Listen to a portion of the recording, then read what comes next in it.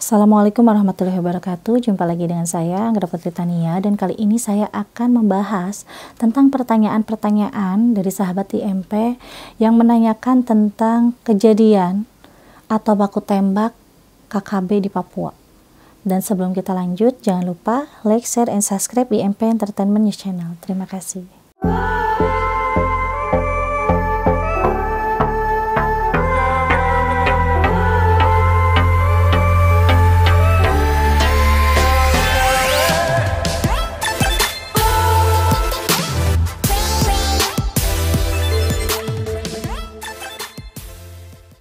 Iya sahabat IMP, di sini ada pertanyaan ya yang menanyakan tentang asal mula KKB menyerang itu seperti apa dan apa tujuannya.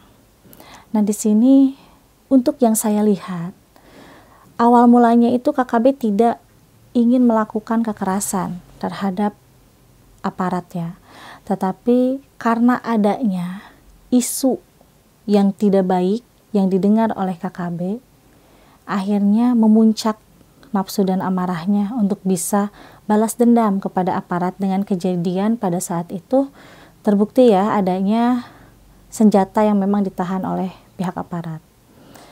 Nah, KKB itu sebenarnya bisa didamaikan kalau menurut saya. Bisa didamaikan asalkan sesuai tatanan negara yang memang tercantum di dalam Kitab Kuning. Karena di dalam Kitab Kuning itu komplit ya, semua itu ada ilmu fikih tata negaranya, ada ilmu fikih sosial, ada ilmu fikih tentang undang-undang pidana dan perdata, dan juga banyak sekali hal-hal yang dibahas di dalam Kitab Kuning. Nah, di sini kita harus mengambil dari Kitab Kuning untuk tata negara. Itu ada sih namanya kitab fikih ya, kitab fikih khusus tata negara dan sosial. Nah, di situ mungkin untuk para petinggi bisa menemukan solusi dan jalan keluarnya agar Papua bisa damai. Dan sahabat IMP pun juga menanyakan, kitab fikih tentang tata negara itu namanya kitab apa? Itu adalah Kitab Kuning Nihayatuz Zain. Kitab Kuning Nihayatuz Zain itu khusus tentang membahas tata negara agar bisa aman, tentram, dan damai.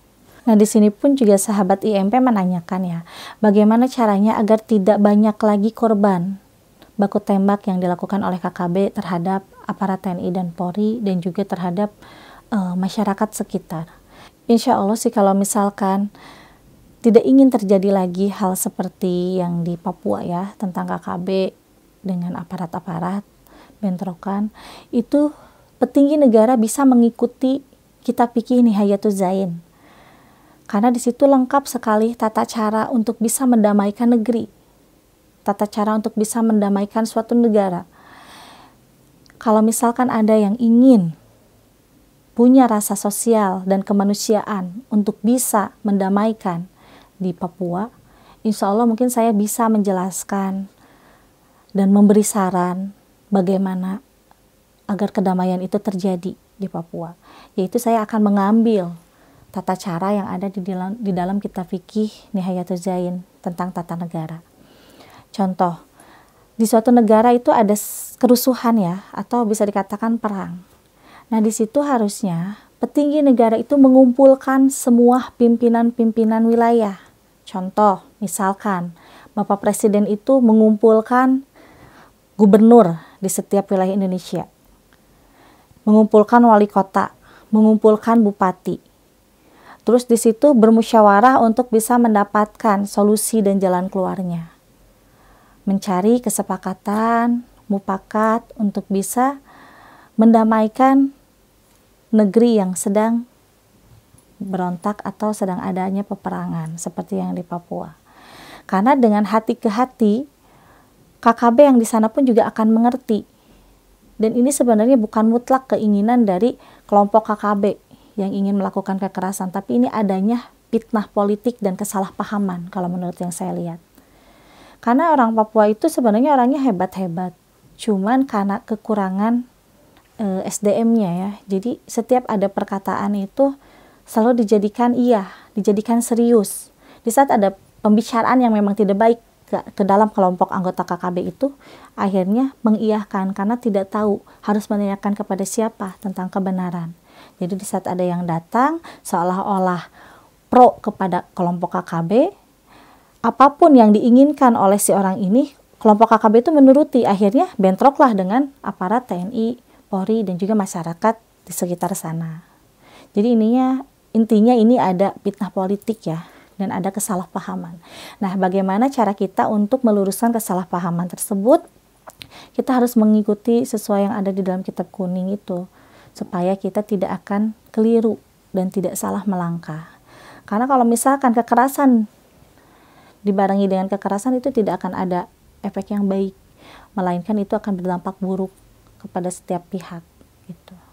Sebagai petinggi negara yang memang mempunyai rasa kemanusiaan, ingin meluruskan permasalahan di Papua ya, itu harus mempunyai semangat yang tinggi, jiwa patriot, dan tidak boleh takut apapun ya, karena yang namanya bentrokan di Papua itu sangat menjadikan masyarakat sekitar itu menjadi korban. Jadi kita harus bisa menyetop semua ini, harus bisa menyetop supaya tidak ada korban lagi, tidak ada korban selanjutnya. Intinya mungkin di sini kita harus selalu memakai aturan. Harus selalu memakai aturan, bagaimana caranya supaya bisa bersih, bisa damai di Papua itu.